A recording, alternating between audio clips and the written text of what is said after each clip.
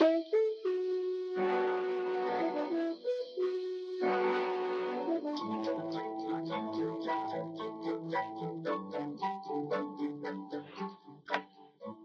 in 1956, I wrote and recorded something we called The Strangest Secret. Without advertising or fanfare of any kind, it outsold all other non-musical, non-entertainment type recordings. It's been heard by millions and millions of people throughout the free world, and in the process, created a brand new industry. Learning through listening. On one of these solid-state cassette tape players. This player has revolutionized the learning process. Now people listen in their automobiles while driving to and from work and on sales calls, time that was formerly wasted, on their commuter train with the little earpiece, in the bathroom while shaving in the morning, at the dinner table with the children gathered around the table and the whole family together for a change. This has made a tremendous difference in the business of learning. But getting back to The Strangest Secret, what makes a bestseller? What was it about that recording that caused millions of people to want to hear it over and over again and let their children hear it and play it for their employees and their sales forces? Well, I'm making a talk here today in which I'll cover the highlights and philosophy of The Strangest Secret, and I'd like to invite you to join us, and I hope you find it of some value.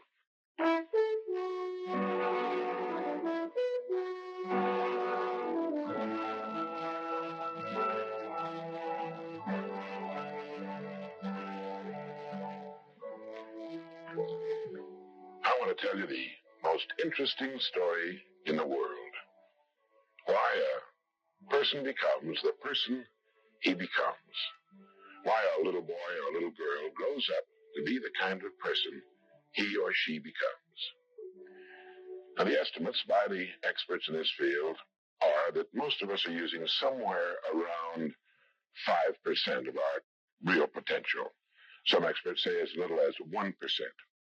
It means that we're only giving about 5% of ourselves to what we're doing, to our days, our work, our families, everyone we know, our entire environment.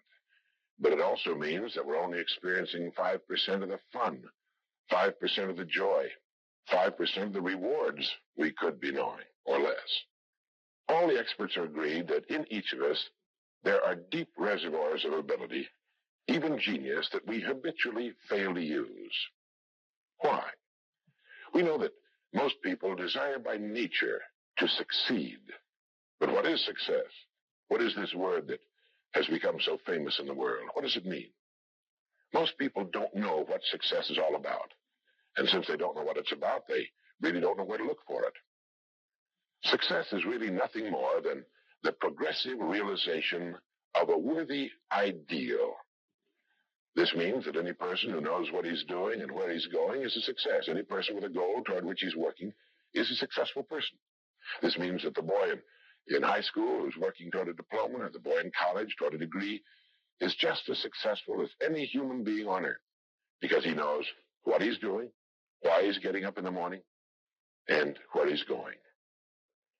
But conversely, if a person doesn't know what he's working toward, what it is he wants, doesn't have a goal toward which he's working, then he must, at least by this definition, be called unsuccessful. Why isn't then, with this simple definition, why isn't everyone successful? Should be easy. Yet surveys indicate that 19 out of 20, 95% at least, are not. In fact, a survey one time asked thousands of working men why they got up in the morning and went to work, and 19 out of 20 didn't know. 19 out of 20 working people didn't have the foggiest notion of why they got up in the morning and went to work. Under closer questioning, they said, well, everybody works. Well, that would be a good reason to quit. In fact, here's a little rule of thumb you might want to remember. Whatever the great majority is doing under any given circumstance, if you do exactly the opposite, you'll probably never make another mistake as long as you live. Just something to keep in the back of your mind. The problem with most people is that they're playing the world's most unrewarding game. And the name of the game is follow the follower.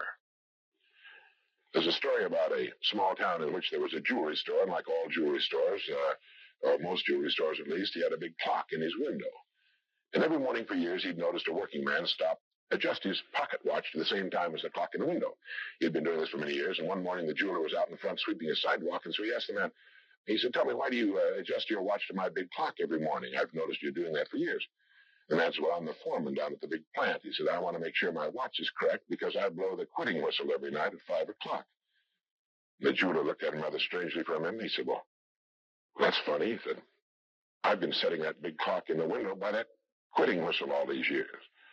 A very logical thing, but they could have been off 6 months. It was a case of a person just going along with what he thought to be correct without checking his references. So I want to suggest that from now on out, at least we do that we check our references and ask ourselves, are the people I'm following going where I want to go? Let me tell you the story of what we might call the average young man in our society. Now, from the time this boy is born, there's only one thing on earth he can do, and that's to begin to think, act, and talk like the people by whom he's surrounded. This is all in the world he can do. But right off the bat, the odds are 95 to 5 that he's thinking, acting, and talking like the wrong group. They're wonderful people. They love him. They do anything in the world for him. They want him to succeed.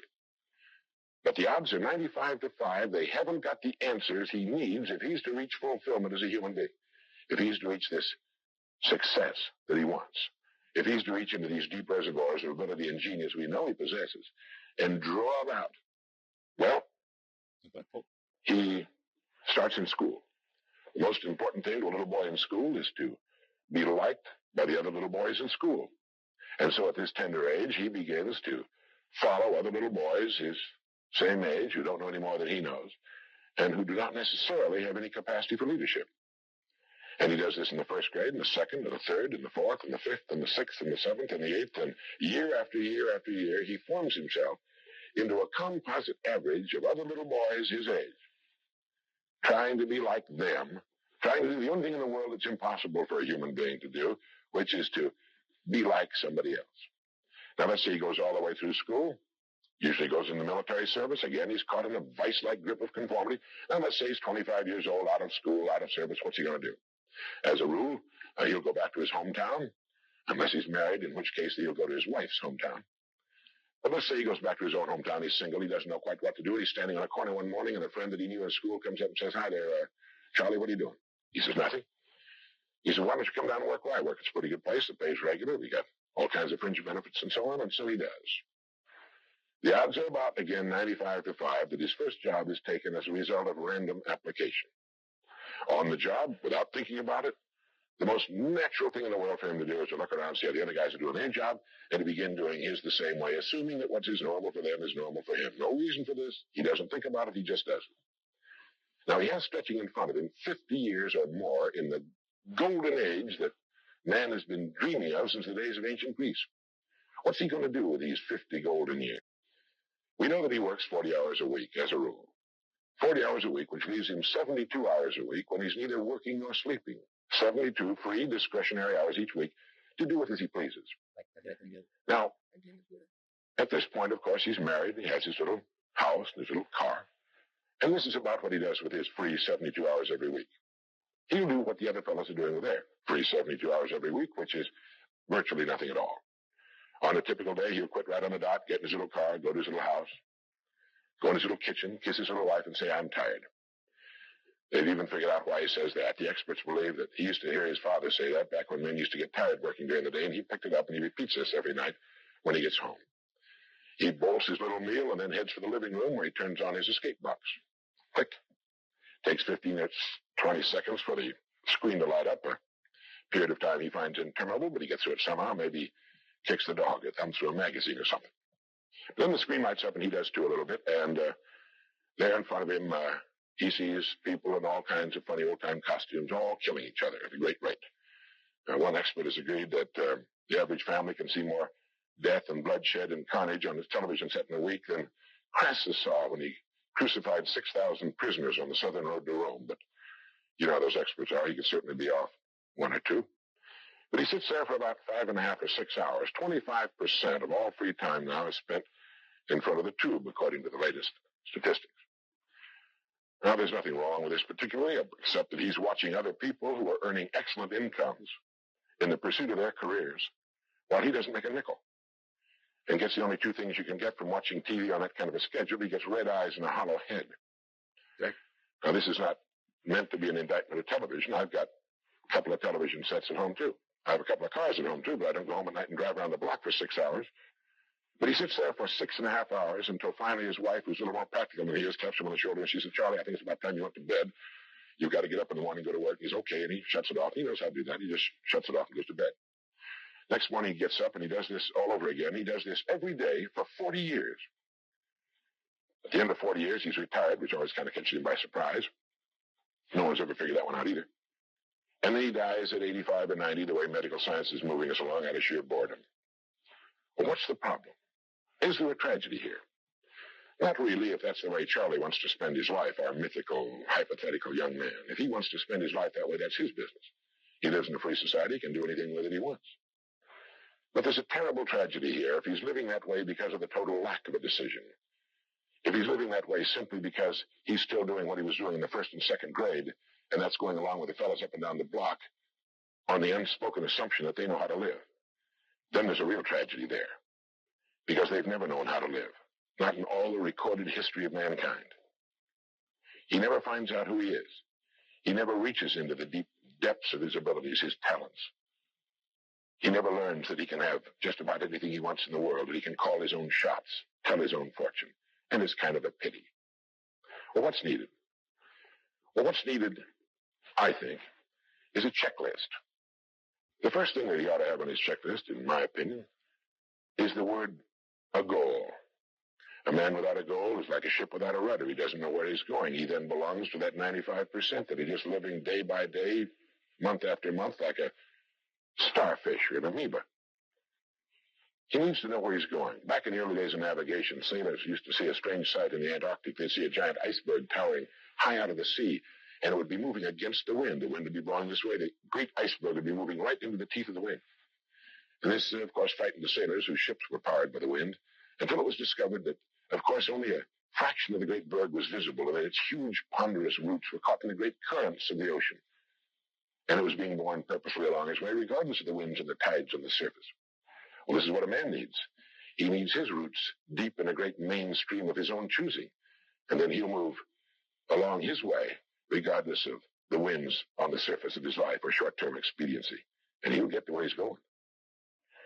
The second word on our checklist might be the word attitude. It's been called the most important word in any language in the world, because it's our attitude toward our world, toward all the people in it, that will determine the world's attitude and all the people's attitude toward us. It's a simple thing. Most of us know it, but we tend to forget it. People will react to us according to our attitude.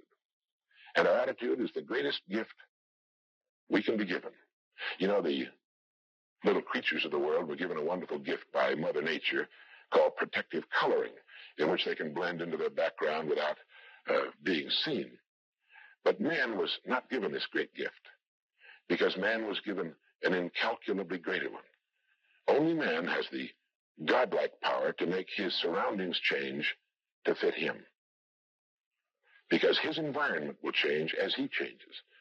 A man's environment is a merciless mirror of him as a human being. And if he thinks his environment can stand a little improvement, all he has to do is improve, and his environment will improve to reflect the changing man. Third would be the word think. To think. The highest function of which a human being is capable. It was put pretty well by the great Pulitzer Prize-winning playwright Archibald MacLeish in his great play, The Secret of Freedom, in which he has one of his characters say, the only thing about a man that is a man is his mind. Everything else you can find in a pig or a horse. It's true. And so if we're going to develop something, this is a good place to start. To think deliberately and with a purpose. To spend a little time each day before a blank sheet of paper with our goal perhaps written at the top, and come up with some fresh, new, and exciting ideas. The next point on our checklist you might call the law of laws. That's what Emerson called it, is great old law of cause and effect. That our rewards in life will always be in exact proportion to our contribution, to our service. We all know this, really. We tell our children in Sunday school that as ye sow, so shall ye reap, but we forget that that's true. If a man is unhappy with his rewards All in the world he's got to do is find ways of increasing his contribution, his service. It's like the story of the preacher who was driving down a country road, and all of a sudden he came to the most magnificent farm he'd ever seen in his life. It was beautiful. And so he saw the farmer approaching the road on his tractor, and so he hailed him, and he said, "My good man," he said, "God has certainly blessed you with a magnificent farm." And the farmer thought for a moment, and he said, "Yes, you're right, he certainly has. But you should have seen this place when he had it all to himself." And the preacher had his sermon for the next Sunday. He realized that all the farmers up and down that road had been given the same land, but one man had made something great out of it. Well, all of us are given the same land. We're given a human life, and each of us can make something great out of it, too, if we want to. The next point might be simply the word truth. Since everything we do has an equal and opposite reaction, unless what we're doing is based on truth, we're building on sand, and it can't stand. The next point would be R&D, research and development. None of us would want to work for a company or invest our money in a company that didn't have a very viable research and development department, that is, pumping a good percentage of its profits back into research and development because its future depends on it. But so does a man's.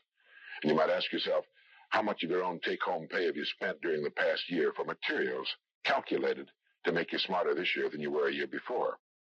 Calculated to make you a little better, a little bigger as a human being, to perhaps love a little more and hate a little less and do a little better job than you did a year ago. How much money are you pumping back into yourself and your future? It's worth thinking about. And finally, the strangest secret.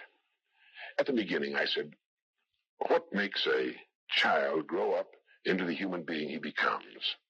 Well, this is the reason for that. Of course, he's the confluence of a genetic pool that goes back for thousands and thousands of years. His environment has an influence on him, of course. But what makes him become the person he becomes is that he becomes what he thinks about most of the time. It's as simple as that.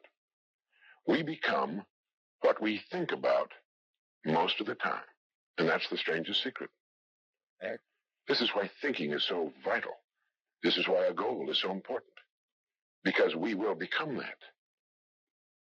This is why people who set goals achieve them. The trouble with men is not in achieving their goals. They do that. It's in establishing them. We must love them. We must help them.